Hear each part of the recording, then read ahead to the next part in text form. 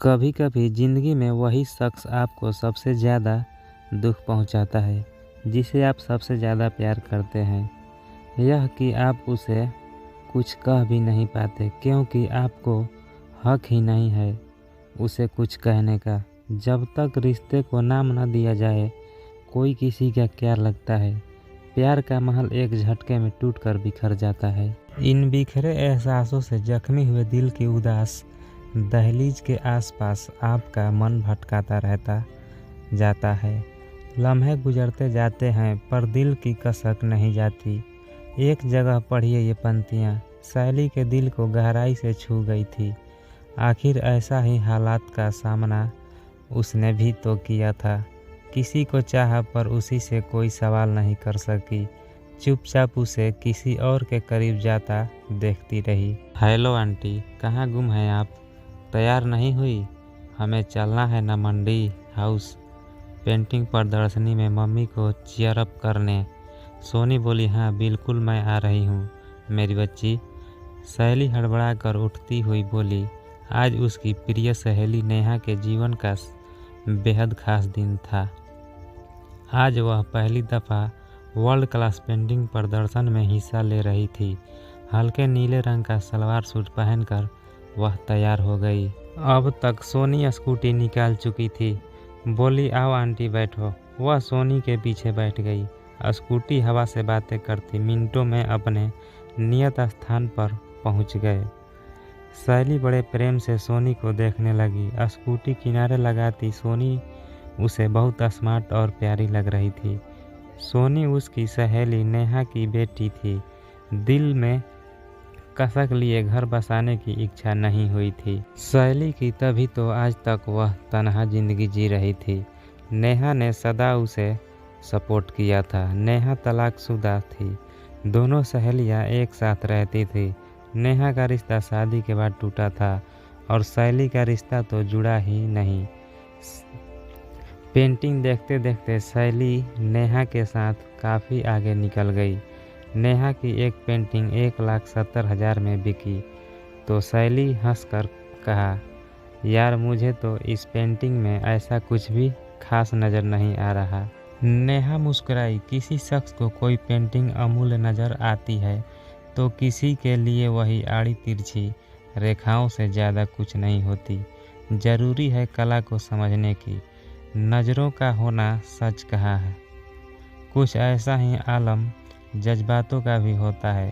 किसी के लिए जज्बातों के माने बहुत खास होती है तो कुछ के लिए इनका कोई मतलब ही नहीं होता।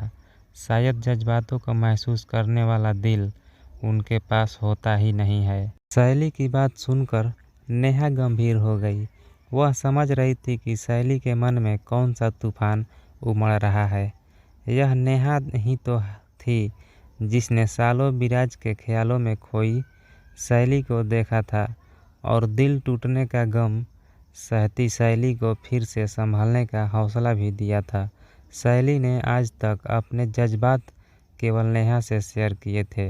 नेहा ने सहेली का कंधा थपथपाते हुए कहा, नो सहेली, उन यादों को फिर से खुद पर हावी न होने दो।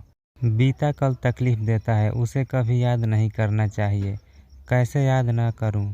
नेहा, जब उसी कल ने मेरे आज को बेस्वाद बना दिया, उसे कैसे भूल सकती हूँ। जानती हूँ कि जिस विराज की खातिर आज तक मैं सीने में इतना दर्द लिए जी रही हूँ, वह दुनिया के किसी कोने में चैन की नींद सो रहा होगा, जिंदगी के सारे मज़े ले रहा होगा।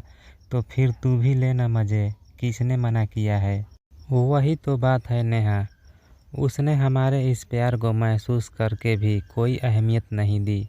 शायद जज्बातों की कोई कद्र नहीं थी, मगर मैंने उन जज्बातों को अब तक संभाले रखा है।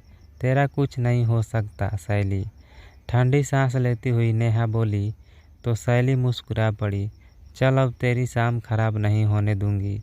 अपनी प्रदर्शन की सफलता का जश्न मना ले। आखिर रिश्तों और जज्बातों के कोई ज़िंदगी होती है, नेहा ने कहा। दोनों बाहर आ गई। सोनी किसी लड़के से बातें करने में बिजी थी। माँ को देखा तो उसने लड़के को अलविदा कहा और इन दोनों के पास लौट आई। सोनी कौन था? नेहा ने पूछा। मम्मा, यह मेरा बेस्ट फ्रेंड अंकित था। खास फ्रेंड? ऐसा कुछ नहीं है मम्मा, बट हाँ थोड़ा सा है, कहकर वह हंस पड़ी। तीनों ने रात का खाना बाहर ही खाया।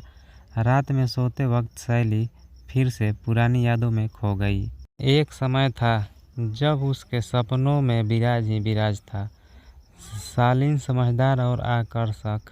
विराज पहली नज़र में ही उसे भा गया था, मगर बाद में पता चला कि वह शादीशुदा है। शैली क्या करती? उसका मन था कि मानता ही नहीं था। नेहा ने तभी उसे टोका था, यह गलत है शैली, शादीशुदा शख्स के बारे में तुम्हें कुछ सोचना ही नहीं चाहिए।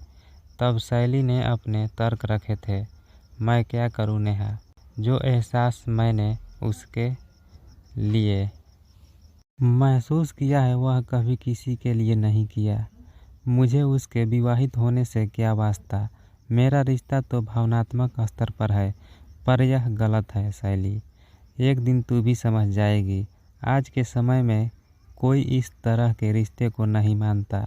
नेहा की यह बात आज शैली के जीवन की हकीकत थी। वह वाकई समझ गई थी। कितने अरसे तक दिलो दिमाग विराज को सजाने के बाद शैली को महसूस हुआ था